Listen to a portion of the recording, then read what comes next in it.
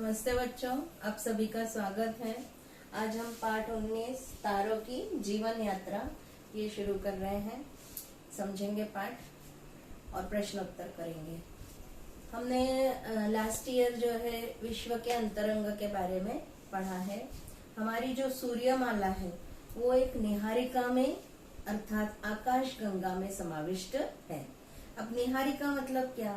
निहारिका मतलब जो होता है बहुत सारे अरबों तारे हैं, उनकी ग्रह मालिका, तारों के मध्य की जो खाली जगह है जिसको अंतर तारकीय बादल, इनका समूह होता है, इसे ही निहारिका कहते हैं। अब विश्व इन असंख्य निहारिकाओं से मिलकर बना हुआ है। इन निहारिकाओं का आकार अलग अलग है, बनावट अलग अलग होती है। इन निहारिकाओं को मुख्य रूप से 3 भागों में बांट सकते हैं। एक होती है चक्राकार निहारिका, दूसरी दीर्घवृत्ताकार निहारिका और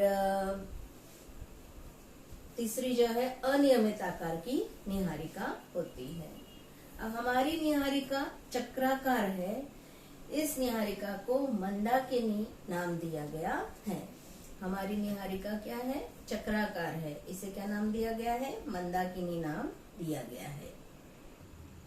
जिन भागों पे मैंने बच्चों इस तरह से क्रॉस लगाए हैं वो आपके पोर्शन में से हट गया है इस साल के लिए, तो इसको नहीं पढ़ना है आपको। यहाँ पर देखिए एक चक्राकार निहारिका दिखाई गई है। हमारा सौर मंडल ऐसी ही एक निहारिका में स्थित है। अब विश्व के बारे में ये सब जानकारी कैसे प्राप्त की, ये हमें पता करना है। तो रात के समय आसमान की तरफ देखने पर हमें केवल एक ग्रह और तारे दिखाई देते हैं, केवल ग्रह और तारे। फिर अन्य घटकों के बारे में जानकारी कहाँ से मिली होगी? तो इसका उत्तर क्या है कि दूरबीन है। दूरबीनें जो है पृथ्वी के पृष्ठ भाग पर रखी होती हैं, तो कुछ दूरबीनें मानव निर्मित कृत्रिम उपग्रह पर भी रखी है। पृथ्वी के चारों ओर विशिष्ट कक्षा में ये परिभ्रमण करती हैं। पृथ्वी पर वायुमंडल होने के कारण ये दूरबीनें खगोलीय वस्तुओं का अधिक प्रभावी रूप से निरीक्षण करती हैं। दूरबीन द्वारा जो किए गए निरीक्षणों का अध्ययन करके खगोल वैज्ञानिक विश्व के बारे में विस्तृत जानकारी प्राप्त करते हैं। अब यहाँ पर जो है हम तारों के बारे में जानकारी प्राप्त करेंगे। तारों के गुणधर्म क्या है? रात्रि के समय हम आकाश में लगभग 4000 तारे अपनी आंखों से देख सकते हैं। अब सूर्य उनमें से एक सामान्य तारा है। सामान्य कहने का अर्थ है कि वह हमसे सबसे निकट होता है। यह आकाश में अन्य तारों से बहुत बड़ा दिखाई देता है, तो भी उसकी अपेक्षा कम या अधिक द्रव्यमान, आकार और तापमान वाले अरबों तारे आकाश में हैं। सूर्य से भी अधिक द्रव्यमान वाले हैं या कम द्रव्यमान वाले हैं, अरबों तारे आकाश में हैं। तारे तप्त गोले के गैस के प्रचंड गोले होते हैं। तारों में क्या होता है? गैस होती है, तप्त गैस होती है, गर्म गैस होती है, इनके गोले होते हैं। यहाँ पर देखिए ये दिखाए गए हैं तारे। महाराक्षसी तारा, लाल राक्षसी तारा, सूर्य, श्वेत बटु, ये दिखाए गए हैं। अब यहाँ पर देखिए सूर्य के कुछ गुणधर्म इस तालिका में दिखाए गए हैं। सूर्य का द्रव्यमान है, त्रिज्या है, पृष्ठभाग का तापमान है, केंद्र का तापमान, उम्र जो है, सूर्य की आयु कितनी होगी? 4.5 अरब वर्ष होगी। सूर्य के द्रव्यमान का 72% भाग हाइड्रोजन है, तो 26% भाग हीलियम है। शेष बचा हुआ भाग 2% द्रव्यमान हीलियम के अपेक्षा अधिक परमाणु क्रमांक वाले तत्वों के परमाणुओं के रूप में है। अब देखिए, अब हम देखेंगे तारों की निर्मिति।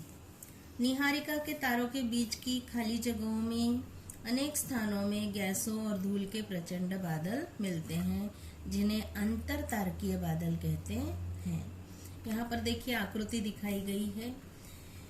हबल दूरबीन से खींचे गए ऐसे बादलों का एक प्रकाश चित्र दिखाया गया है। इसमें बहुत अधिक दूरी को मापने के लिए वैज्ञानिक प्रकाश वर्ष इस इकाई का उपयोग करते हैं। एक प्रकाश वर्ष यानी प्रकाश द्वारा 1 वर्ष में तय की गई दूरी। बहुत अधिक दूरी जो है इसको नापने के लिए कौन सी इकाई का उपयोग करते हैं? प्रकाश वर्ष इकाई का उपयोग करते हैं। और 1 प्रकाश वर्ष यानी प्रकाश द्वारा 1 वर्ष में तय की गई दूरी। प्रकाश का वेग 3 लाख किलोमीटर प्रति सेकंड होने के कारण 1 प्रकाश वर्ष यह दूरी 9.5 गुणा 10 की घातांक 12 किलोमीटर होती है। अंतरतारकीय बादलों का आकार कुछ प्रकाश वर्ष के बराबर होता है, इसलिए प्रकाश को इन बादलों के एक सिरे से दूसरे सिरे तक जाने के लिए कई वर्ष लगते हैं। इससे हम जो है इन बादलों के प्रचंड आकार की कल्पना कर सकते हैं। अब तारे कैसे निर्मित होते हैं? किसी विक्षोभ मतलब डिस्टरबेंस के कारण यह अंतरतारकीय बादल आकुंचित होने लगते हैं और इस आकुंचन के कारण उनका घनत्व बढ़ता है। आकुंचित मतलब संकुचित, श्रिंक होने लगते हैं और जिससे कारण उनका घनत्व बढ़ता है। उसी प्रकार उनका तापमान भी बढ़ने लगता है और उसमें से एक तप्त गैसों का गोला तैयार होता है। इस गोले के केंद्र का तापमान और घनत्व बहुत अधिक बढ़कर वहां परमाणु ऊर्जा का निर्माण होता है। इस ऊर्जा के निर्माण के कारण यह गैसों का गोला स्वयं प्रकाशित हो जाता है, अर्थात इस प्रक्रिया के दौरान एक तारे का निर्माण होता है या तारे का जन्म होता है, ऐसा हम कह सकते हैं। सूर्य में यह ऊर्जा हाइड्रोजन के नाभिकों का संलयन होकर हीलियम का नाभिक तैयार होने से उत्पन्न होती है। हाइड्रोजन के नाभिकों का संलयन मतलब हाइड्रोजन के नाभिक एक दूसरे में मिलते जाते हैं और हीलियम के नाभिक तैयार होते हैं। इसलिए सूर्य के केंद्र भाग में उपस्थित हाइड्रोजन यह ईंधन का कार्य करता है। सूर्य के केंद्र भाग में कौन सी गैस होती है ईंधन के रूप में? हाइड्रोजन गैस होती है। क्या आप जानते हैं क्या कि प्रकाश को चंद्रमा से हमारे पास आने के लिए 1 सेकंड लगता है। सूर्य से प्रकाश हम तक पहुंचने में 8 मिनट लगते हैं। तो सूर्य से सबसे नजदीक वाले अल्फा सेटारी तारों से प्रकाश हम तक पहुंचने में 4.2 ईयर्स लगते हैं। किसी विशाल अंतरतारकीय बादलों के आकुंचन से एक ही समय में अनेक तारों का निर्माण हो सकता है। हजारों तारों के एक समूह का ये चित्र दिखाया गया है। इसमें से अधिकांश तारे एक ही प्रचंड अंतरतारकीय बादलों से निर्मित हुए हैं। अब हम देखेंगे तारों की स्थिरता। किसी कमरे के एक कोने में अगरबत्ती जलाई तो उसकी सुगंध कुछ ही क्षण में पूरे कमरे में फैल जाती है। उसी प्रकार उबलते हुए पानी के बर्तन का ढक्कन निकाल देते हैं आप, तब उसकी भाप सब तरफ फैल जाती है, अर्थात तप्त वायु सर्वत्र फैलती है। फिर तारों की तप्त वायु अंतरिक्ष में क्यों नहीं फैलती? उसी प्रकार सूर्य के गुणधर्म पिछले 4.5 अरब वर्षों से स्थिर कैसे रहे हैं? इन प्रश्नों का उत्तर क्या है? गुरुत्वीय बल है। इन प्रश्नों का उत्तर गुरुत्वीय बल है। तारों के गैसों के कणों में गुरुत्वीय बल होता है।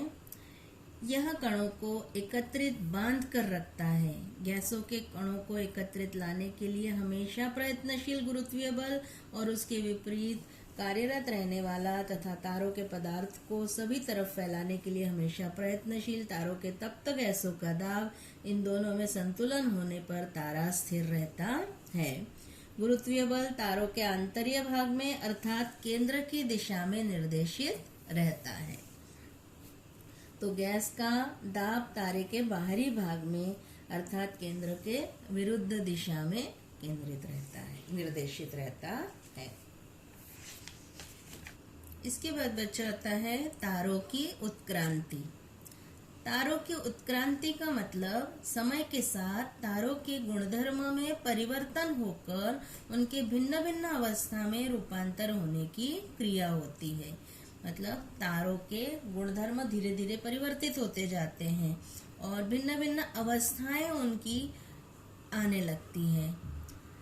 हमने देखा कि सूर्य के गुणधर्म में पिछले 4.5 अरब वर्ष से कोई बदल नहीं हुआ है।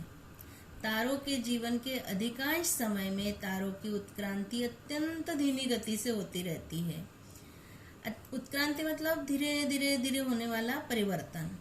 तारों से लगातार ऊर्जा उत्सर्जित होने के कारण तारों की ऊर्जा लगातार घटती जाती है। तारों की स्थिरता हमेशा बने रहने के लिए अर्थात वायु का दाब और गुरुत्वीय बल इनमें समतोल रहने के लिए तारों का तापमान स्थिर रहना जरूरी है, और तापमान स्थिर रहने के लिए तारों में ऊर्जा की निर्मित होना अत्यंत आवश्यक होता है।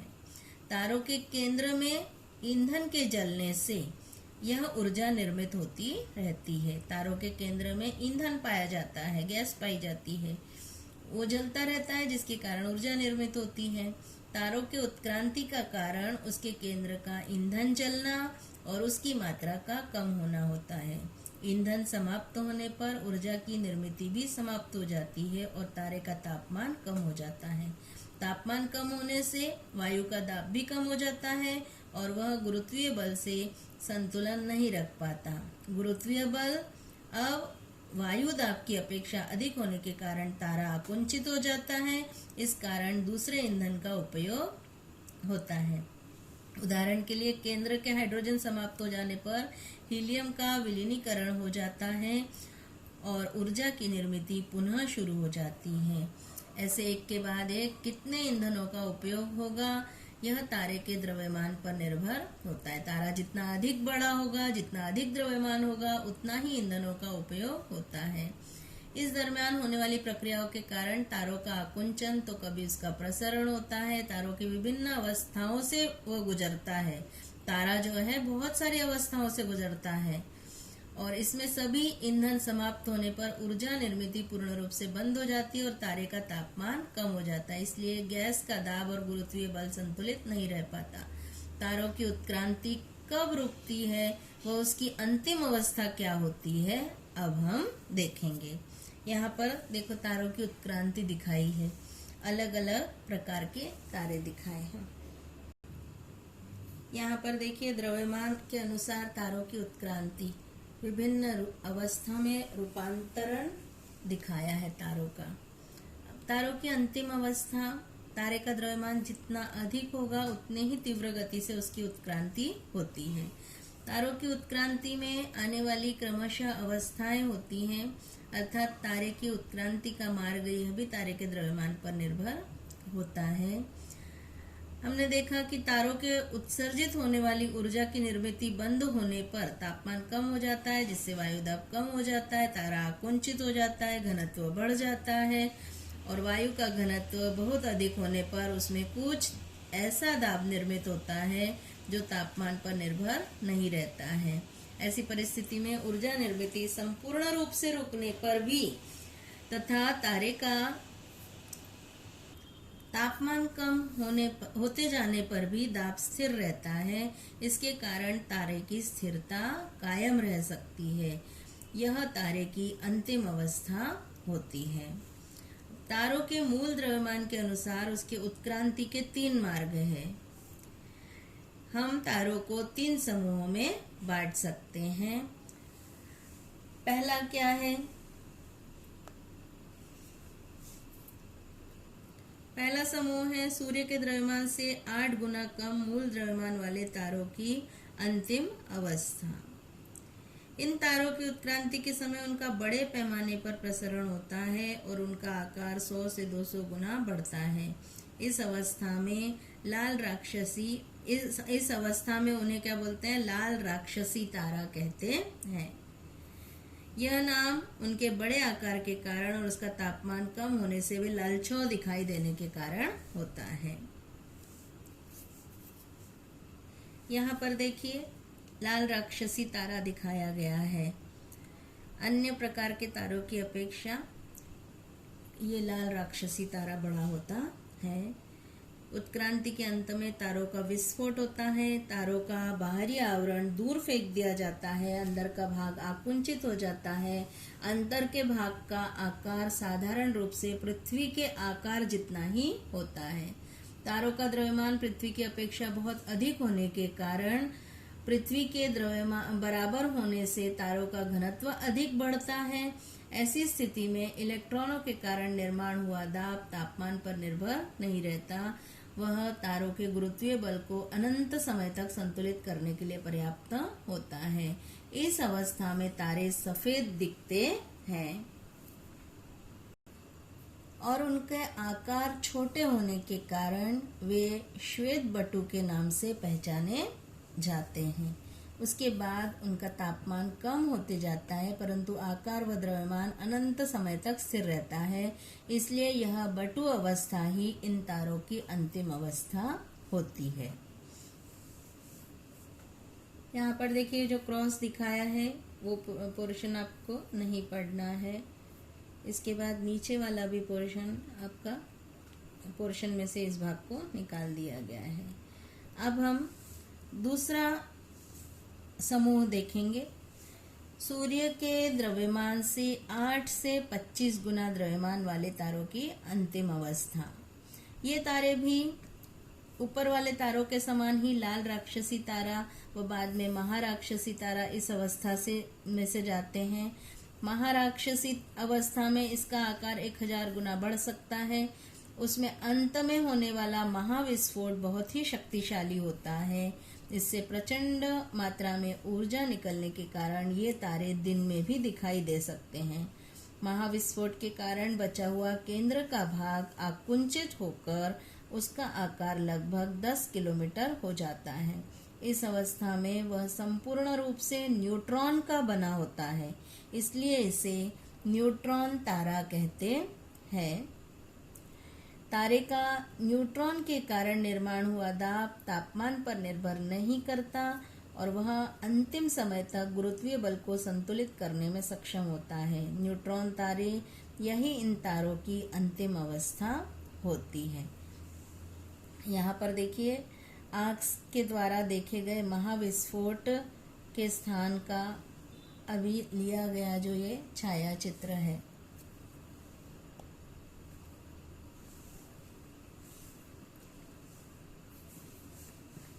तीसरा समूह है सूर्य के द्रव्यमान से 25 गुना अधिक द्रव्यमान वाले तारों की अंतिम अवस्था। इन तारों की उत्क्रांति ऊपर दिए गए दूसरे समूह के तारों जैसी होती है, परंतु महाविस्फोट के बाद कोई भी दाब उसके प्रचंड गुरुत्वीय बल को संतुलित नहीं रख सकता और वे तारे हमेशा के लिए आकुंचित होते रहते हैं। उनका आकार धीरे धीरे छोटा होने के कारण उनका घनत्व, उनका गुरुत्वीय बल बहुत अधिक बढ़ता है। इसलिए तारों के पास की सभी वस्तुएं तारों की ओर आकर्षित होती है और इस प्रकार के तारे से बाहर कुछ भी नहीं निकल सकता। यहाँ तक कि प्रकाश भी बाहर नहीं निकल सकता। उसी प्रकार तारे पर पड़ने वाला प्रकाश परावर्तित न होकर तारे के अंदर ही अवशोषित हो जाता है। इसलिए हम इन तारों को देख नहीं सकते और उनके स्थान पर हमें एक अति सूक्ष्म काला छिद्र दिखाई देगा। इसलिए इस अंतिम स्थिति को कृष्ण विवर यह नाम दिया गया है। ये तारे जो है दिखाई नहीं देते क्योंकि जो है इसके इन तारों से प्रकाश परावर्तित नहीं होता बल्कि अंदर ही अंदर अवशोषित होता जाता है और काला छिद्र दिखाई देता है। ऐसी स्थिति को कृष्ण विवर ब्लैक होल के नाम से जाना जाता है। इस तरह से हमने देखा कि मूल द्रव्यमान के अनुसार तारों के उत्क्रांति के 3 मार्ग होते हैं और उनकी अंतिम अवस्थाएं होती हैं। यह अंतिम अवस्थाएं यहाँ पर दी गई है, श्वेत बटु, न्यूट्रॉन तारा और कृष्ण विवर। यहाँ पर बच्चों आपका पाठ खत्म होता है। अब हम देखेंगे प्रश्नोत्तर। यहाँ पर मैं आपको प्रश्नोत्तर दे रही हूँ, इनको आप अपने कॉपी में लिख लेंगे और इसको याद करेंगे क्योंकि आपके एग्जाम है। पहला खोजोगे तो पाओगे। हमारे निहारिका का नाम क्या है? मंदाकिनी है। दूसरा, प्रचंड दूरी नापने के लिए कौन सी इकाई का उपयोग होता है? प्रकाश वर्ष इकाई का उपयोग होता है। तीसरा, प्रकाश का वेग 3 लाख किलोमीटर प्रति सेकेंड है। आंसर मैंने आपको भर के दिए हैं। चौथा, हमारे आकाश गंगा में लगभग 100 अरब तारे हैं। सूर्य की अंतिम अवस्था श्वेत बटु होगी। तारों का जन्म अंतरतारकीय चक्राकार बादलों से अंतरतारकीय बादलों से होता है।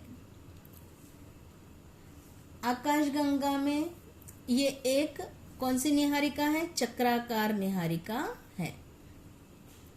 तारा यह तप्त गैसों का गोला होता है। तारों का द्रव्यमान सूर्य के द्रव्यमान के सापेक्ष माना जाता है। अगला है, सूर्य से पृथ्वी तक प्रकाश पहुंचने के लिए लगभग 8 मिनट लगते हैं, तो चंद्रमा से पृथ्वी तक प्रकाश पहुंचने में 1 सेकंड समय लगता है। तारे का द्रव्यमान जितना अधिक उतना ही उसकी उत्क्रांति जल्द गति से होती है। और लास्ट है, तारों के जीवन काल में कितने प्रकार के ईंधनों का उपयोग होता है, यह उसके द्रव्यमान पर निर्भर होता है। कौन सच कहता है, मतलब क्या सत्य है या असत्य है, वो आपको लिखना है आंसर में। तो पहला है, प्रकाश वर्ष यह इकाई समय के मापन के लिए उपयोग में लाई जाती है। सही है क्या? नहीं, इसलिए क्या है? असत्य। प्रकाश वर्ष इकाई दूरी नापने के लिए उपयोग में लाई जाती है।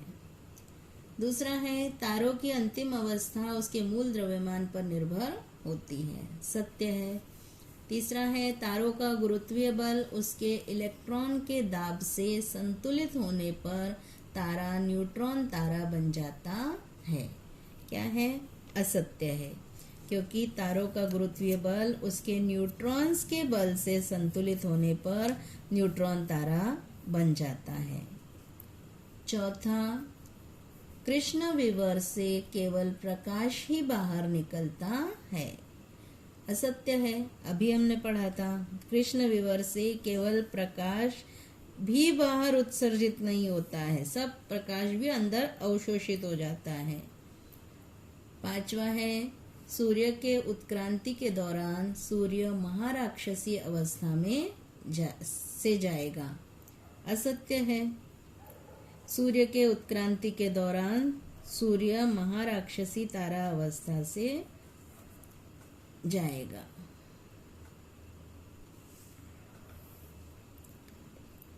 सूर्य की अंतिम अवस्था श्वेत बटु होगी। सत्य है। प्रश्न नंबर 3 है, नीचे दिए गए प्रश्नों के उत्तर लिखो। तारों का निर्माण कैसे होता है? इसको यहाँ आंसर दिया है मैंने, आप लिख लेंगे। तारों की उत्क्रांति किस कारण होती है? ये आंसर दिया है, इसको आप लिखेंगे। फिर तारों की 3 अंतिम अवस्था कौन सी है, अभी हमने पढ़ी थी, वो किताब का ही आंसर है, वो लिख लेंगे। तारों की 3 अंतिम अवस्था कौन सी होती है? ये तीनों अंतिम अवस्था हमने दिखाई है। कृष्ण विवर यह नाम किस कारण पड़ा? इसका आंसर दिया है। न्यूट्रॉन तारा यह किस प्रकार के तारों की अंतिम स्थिति होती है? इसका भी आंसर आपको यहाँ दिया है, इसको आप पॉज करके वीडियो लिख लेंगे आंसर। प्रश्न 4 है, इसका यदि तुम सूर्य हो तो तुम्हारे गुणधर्म अपने शब्दों में लिखिए। ये आपको आंसर दिया हुआ है। अगला है, श्वेत बटु संबंधी जानकारी दो। इसका आंसर आप लिख लेंगे देख के। यहाँ पर बच्चों आपका ये पाठ पूरा होता है। आज इतना ही, धन्यवाद।